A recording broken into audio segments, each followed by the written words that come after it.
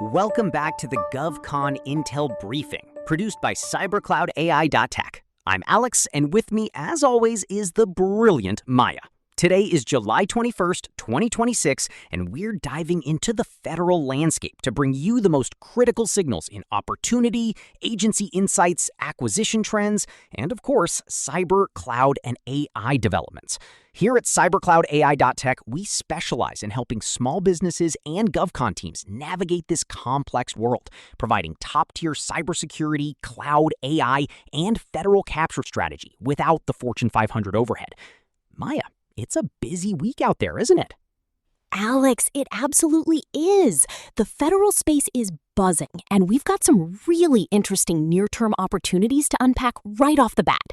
Let's jump straight into some RFI and sources sought signals that our listeners should definitely be tracking. Excellent. What's caught your eye first in the opportunity space? First up, the Army is making some significant moves with its career survey. Federal News Network reports they're overhauling it to give leaders real-time insight into retention trends. An Army spokesman called this data a dynamic diagnostic tool that drives immediate resource allocation and institutional policy shifts. This is huge, Alex. It's not just about collecting data anymore, it's about actionable data. For our listeners, this screams potential for advanced analytics platforms, AI-driven predictive modeling for workforce trends, and robust cloud solutions to handle and process this sensitive, high-volume data securely.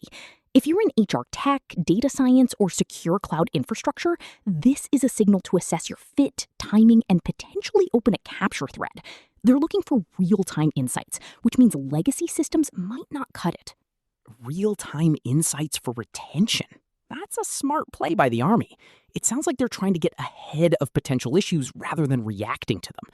What else is on the radar for near-term opportunities? Oh, this next one is super interesting and a bit futuristic. Defense Scoop is reporting that the Coast Guard has issued an RFI as it considers arming its vessels with high-energy lasers. Their primary targets of interest? Aerial and maritime drones. This is a clear signal that the Coast Guard is looking to enhance its defensive and offensive capabilities against emerging threats. Think about it. Counter-UAS solutions, directed energy weapon systems, advanced sensor integration, and the underlying command and control software to manage these systems.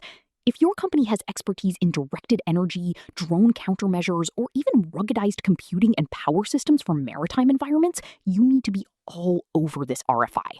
It's a prime example of a service looking to leapfrog traditional defense mechanisms. Don't just read it, respond to it, or at least use it to inform your R&D and teaming strategies. High-energy lasers for the Coast Guard, targeting drones. That's a significant shift in maritime defense strategy. Very forward-thinking. And speaking of drones and advanced tech, what's the third big opportunity signal we're seeing? The third one comes from Anduril, who just unveiled their Thunder attack helicopter, a new loyal wingman drone. Defense Scoop highlighted that Anduril believes Thunder could serve as a loyal wingman platform for the Army's helicopter fleet, including the AH-64 Apache and the next-gen MV-75 Cheyenne II. This isn't a direct solicitation, but it's a massive market signal. The Army is clearly investing in future vertical lift and autonomous teaming. For GovCon, this means opportunities in AI for autonomous flight, secure data links for drone-to-helicopter communication, advanced sensor payloads, and the maintenance and sustainment of these complex systems. Even if you're not building the drone itself, think about the ecosystem around it: training simulations, cybersecurity for autonomous systems, or even ground control software platform. The loyal wingman concept is gaining serious traction across all services, and the Army's aviation is no exception. So from Army retention data to Coast Guard lasers and Army loyal wingmen, it's clear that data, AI, and advanced defense tech are driving a lot of these near-term opportunities. Now, let's shift to some broader agency and customer intelligence. What's the word on federal AI strategy, Maya? Alex, Federal News Network recently published an article titled "Why Federal Agencies Need a Trust But Verify AI Strategy." This is a critical piece of customer intelligence. The article emphasizes that as budgets shrink, AI offers a real opportunity for federal agencies to improve efficiency, strengthen resilience, and modernize operations. However, the trust but verify part is key.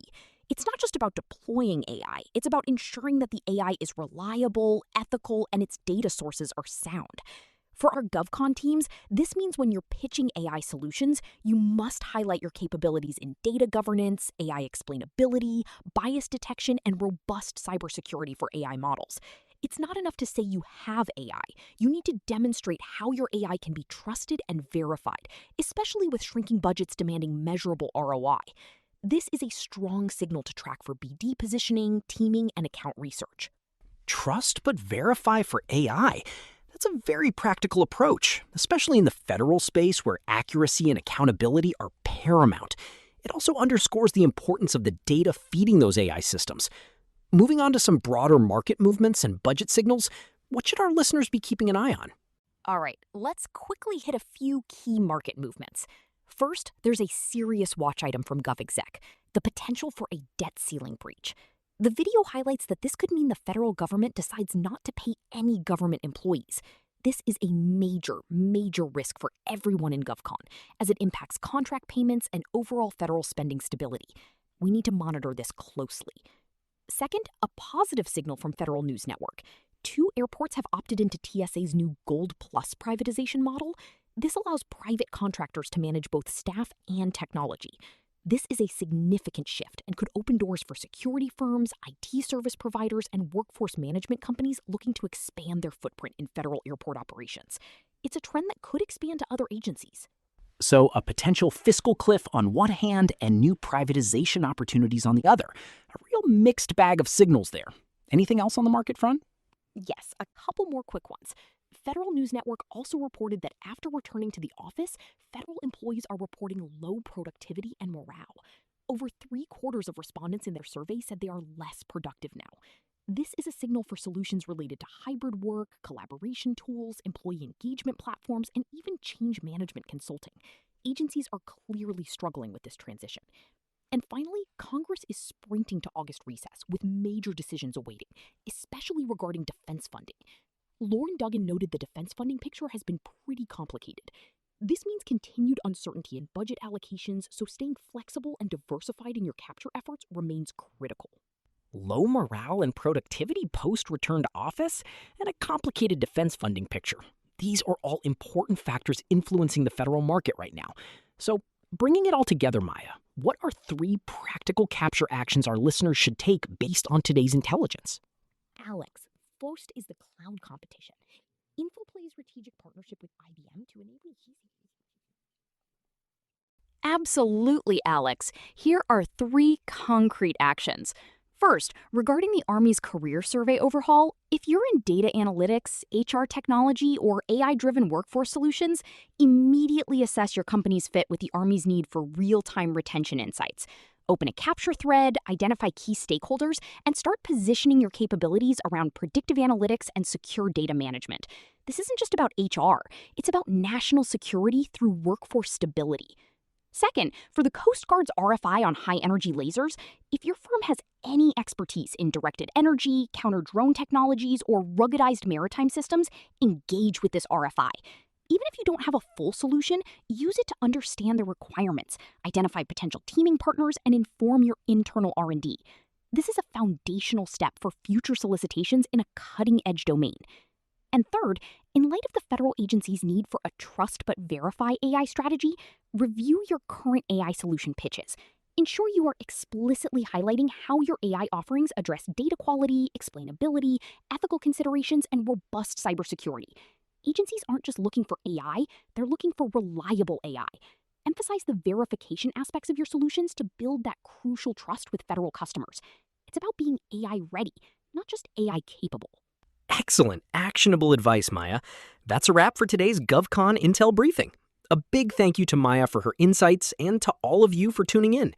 This briefing was produced by cybercloudai.tech, your partner for GovCon cybersecurity, cloud, AI, compliance, and capture support.